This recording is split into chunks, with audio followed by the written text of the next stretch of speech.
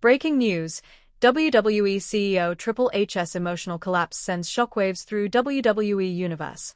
The identity behind CM Punk's brutal Survival Series attack remains wrestling's most dangerous secret.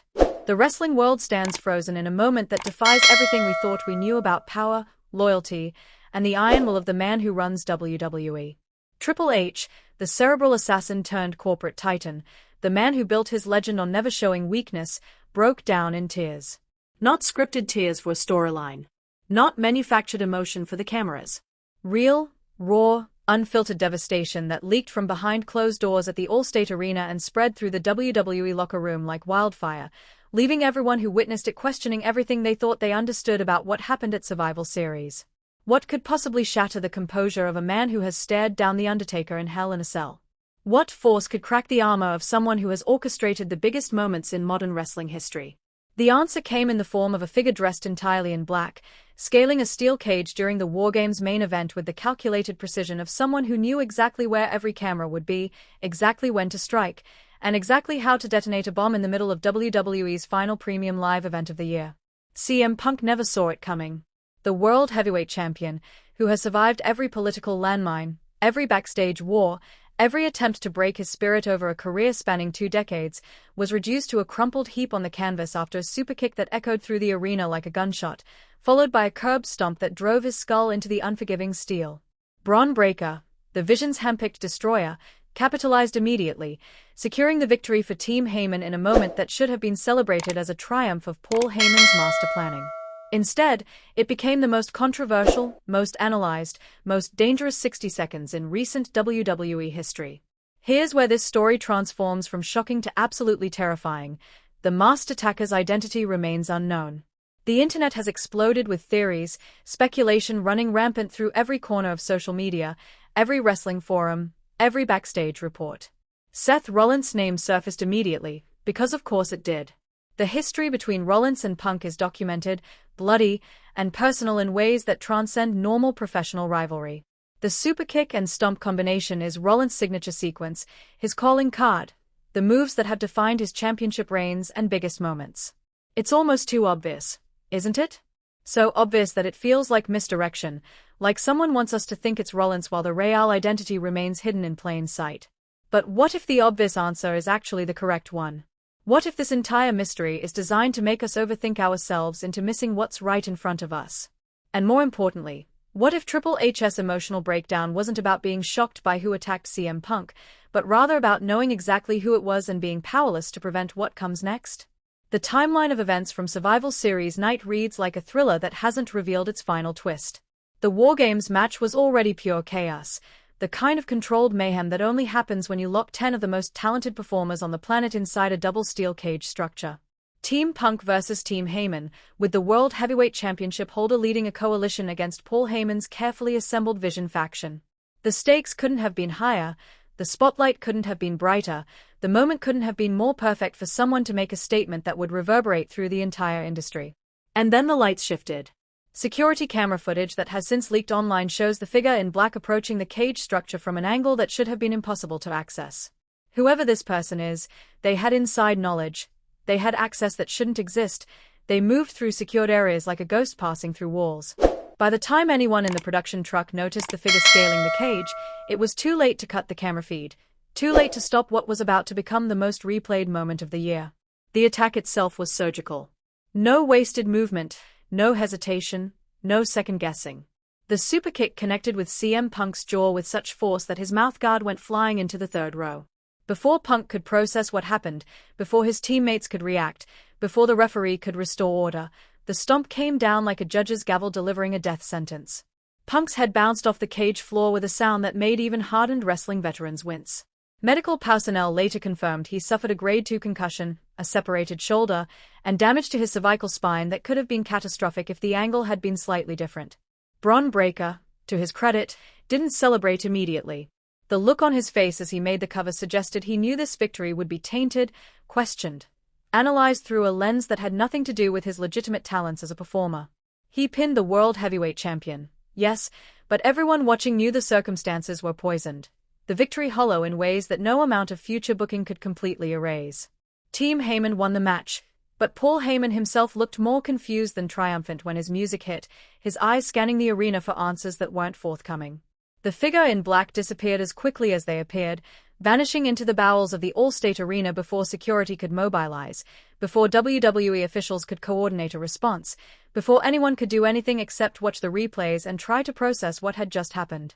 In professional wrestling, where every moment is supposed to be controlled, choreographed, and approved through multiple levels of corporate oversight, this felt genuinely rogue, genuinely dangerous, genuinely unpredictable in ways that modern WWE simply doesn't allow. Which brings us back to Triple H, locked in his office 90 minutes after the show went off the air, the sounds of his breakdown carrying through the walls to members of the executive team who happened to be walking past. Multiple sources who requested anonymity have confirmed that what they heard wasn't anger, wasn't frustration about a plan going wrong or a performer going into business for themselves. It was something deeper, something that suggested fear, genuine concern, emotional devastation that comes from watching something unfold that you cannot control and cannot fix. One production assistant, speaking on condition of complete anonymity, described the scene. "I've worked for WWE for 8 years. I've seen Triple H handle crises, manage disasters, navigate situations that would break most people. I've never heard him sound like that. It was like someone had died, like he was processing grief in real time. Whatever happened at SurvivalSeries, whatever that attack represents, it's not just business. It's personal in ways that go beyond storylines and television ratings." The wrestling community has been dissecting every frame of available footage, analyzing the masked attacker's body language, movement patterns, the exact mechanics of the superkick and stomp combination. Professional wrestlers, both active and retired, have weighed in with technical breakdowns that either support or refute the Seth Rollins theory. Some point to slight differences in the stomp's execution, subtle variations in positioning that suggest it might not be Rollins at all. Others argue those variations are intentional misdirection, that Rollins is talented enough to modify his technique to create reasonable doubt while still being the person under the mask. But here's where the story takes a turn that nobody seems to be discussing publicly, though whispers are circulating through the industry's inner circles. What if Triple H's breakdown has nothing to do with being surprised by the attacker's identity, and everything to do with understanding the message that attack was designed to send? What if the person under that mask represents something far more dangerous than a personal grudge against CM Punk? What if this was the opening salvo in a war that threatens everything Triple H has built since taking creative control of WWE? Consider the symbolism of the moment. The final pay-per-view of the year, the culmination of months of storytelling, the biggest spectacle WWE has to offer, and someone infiltrates it, hijacks it, turns it into a platform for chaos that WWE didn't script and cannot control. That's not just an attack on CM Punk. That's an attack on the entire structure, the entire system, the entire philosophy of control that defines modern WWE. Whoever is under that mask isn't just sending a message to the World Heavyweight Champion, they are declaring war on the very concept of WWE's corporate authority. The Vision, Paul Heyman's faction that has been positioned as the primary antagonist force in WWE's current landscape, gained an enormous advantage from the attack. But Heyman's reaction suggested he was as blindsided as everyone else. His relationship with Triple H is complicated, layered with decades of history, mutual respect mixed with professional rivalry. If Heyman orchestrated the attack, he's the greatest actor in wrestling history, because his confusion looked genuine, his attempts to process what happened in real time captured by cameras that caught him off guard. Bron Breakker, the man who benefited most directly from the attack, has been uncharacteristically silent on social media since SurvivalSeries. His usual confident swagger has been replaced by cryptic posts that don't acknowledge the controversy, don't celebrate the victory, don't provide any insight into whether he knew the attack was coming. Young talent in WWE don't typically have that kind of poker face unless someone in power has specifically instructed them to maintain radio silence, to avoid saying anything that might complicate an already explosive situation. CM Punk himself has been medically prohibited from making any statements, his concussion protocols requiring complete mental rest for a minimum of 7 days. His social media accounts have gone dark, his usual combative personality absent from the public discourse for the first time in memory. Friends close to Punk have indicated he's furious, plotting his response, already working through scenarios for how to identify and destroy whoever attacked him. But they also hint at something else, a note of concern that suggests even Punk, who has feuded with everyone from Vince McMahon to the entire AEW executive team, recognizes this situation is different, more dangerous, carrying stakes that exceed typical professional wrestling drama. The technical analysis of the attack reveals details that complicate the Seth Rollins theory while simultaneously making it more plausible. The superkick that initiated the assault was thrown with Rollins' signature technique, the chambering of the kick, the follow-through, the impact point on Punk's jaw, all consistent with hundreds of hours of available Rollins footage. But the stomp, while visually similar to Rollins' version, showed slight variations in how the attacker positioned their weight, how they drove through the impact, subtle differences that professional wrestlers notice even if casual fans don't.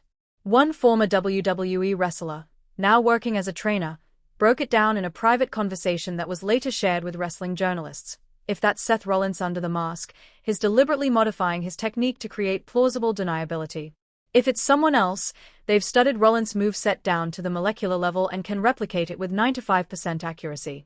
Either way, we're dealing with someone who understands psychology, who knows how to manipulate perception, who has thought through every aspect of this attack, including how people will analyze it after the fact.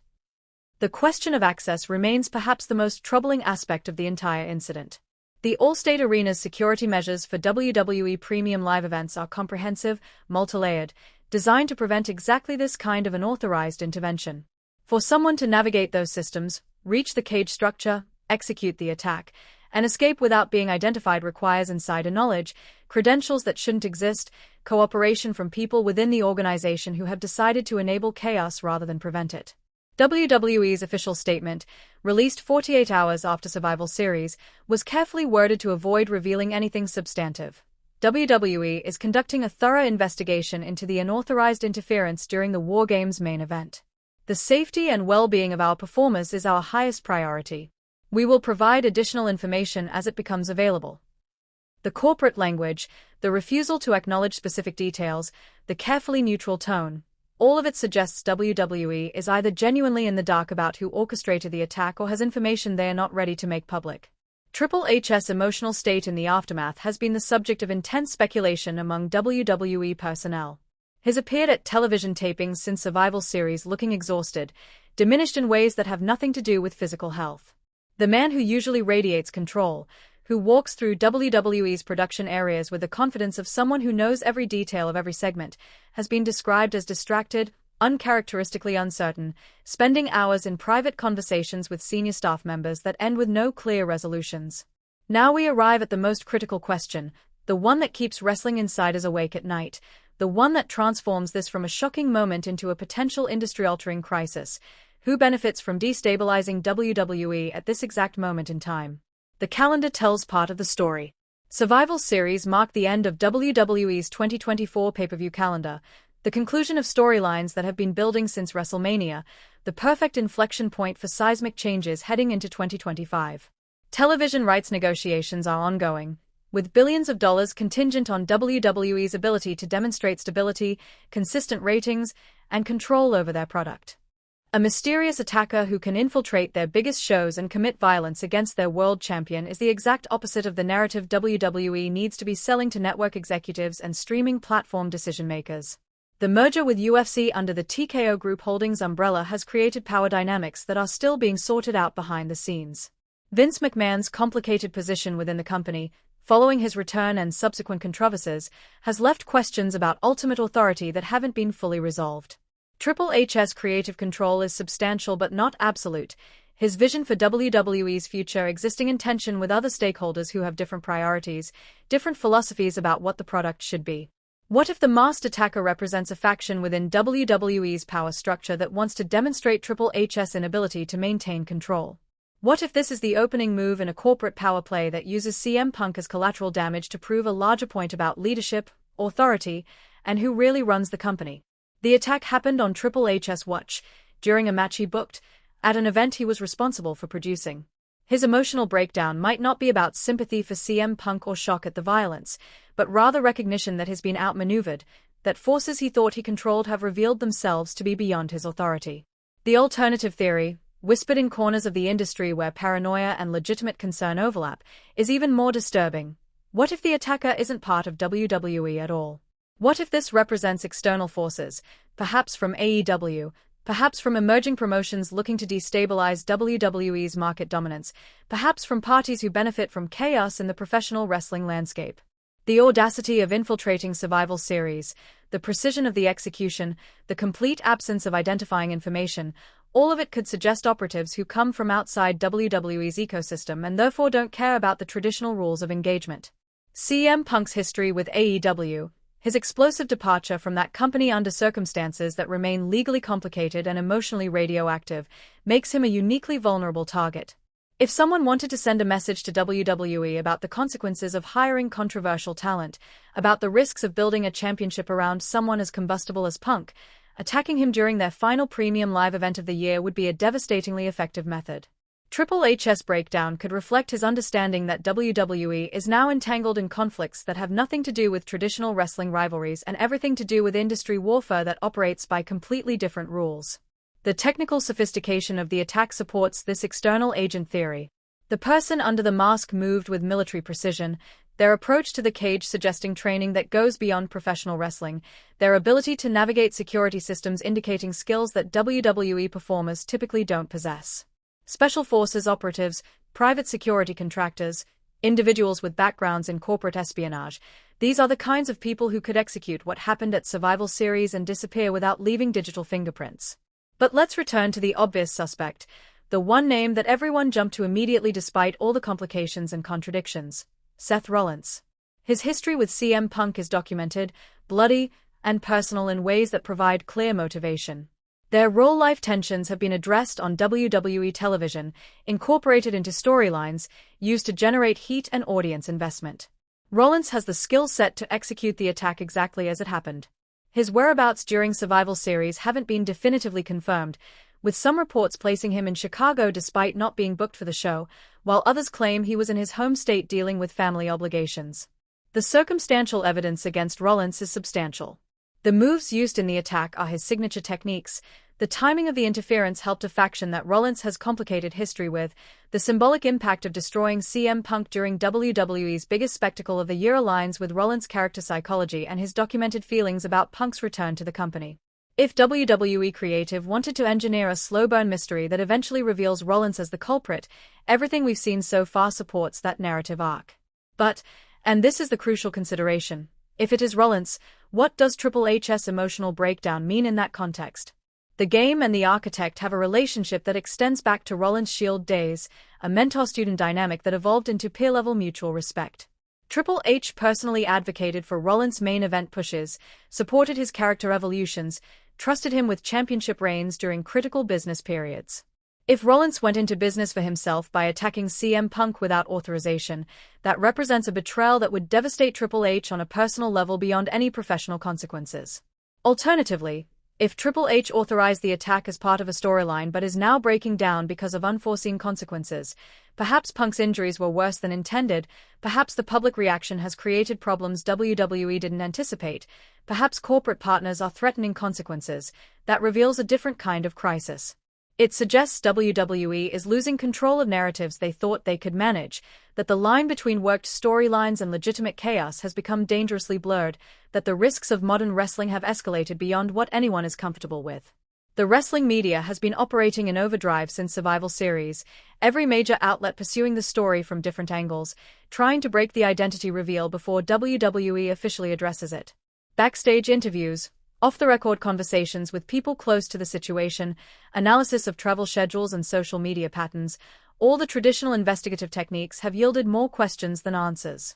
WWE's legendary security around storyline reveals has held firm, or perhaps there's simply nothing to reveal yet because the situation is genuinely unresolved. One particularly disturbing report, from a usually reliable source within WWE's medical staff, claims that CM Punk's injuries could have been significantly worse if the attacker had been even slightly less precise with the stomp's execution. The difference between the concussion he sustained and permanent neurological damage came down to millimeters, the positioning of his head at the moment of impact, the exact force applied through the attacker's leg. Whether that precision was intentional, someone skilled enough to hurt Punk severely without ending his career, or accidental remains unclear, but the implication is chilling either way. As we approach the 60-second mark of this crisis, 60 seconds being the approximate duration from when the masked figure appeared until they vanished into the crowd, we need to confront the possibility that has industry veterans losing sleep. What if we're asking the wrong question entirely? Everyone is focused on WHO attacked CM Punk. treating this as a mystery that will eventually be solved with a dramatic reveal, a shocking moment when the mask comes off and an identity is confirmed. But what if the mask never comes off? What if the point isn't the identity of the attacker but rather the demonstration that WWE can be infiltrated, that their champions can be attacked with impunity, that the safety and security everyone takes for granted is an illusion that can be shattered in 60 seconds? Triple H's breakdown might not be about the attack itself but about what the attack represents, the complete erosion of the control that defines modern WWE. In an industry where every punch is supposed to be pulled, every dangerous spot is supposed to be carefully rehearsed, every shocking moment is supposed to be the result of extensive planning and approval, someone demonstrated that chaos can still exist, that real violence can still erupt, that the protective systems everyone relies on can be bypassed by someone with sufficient motivation and resources. The figure in black might never be officially identified because they were never meant to be. They might be a symbol, a representation of forces that exist beyond WWE's ability to control or contain.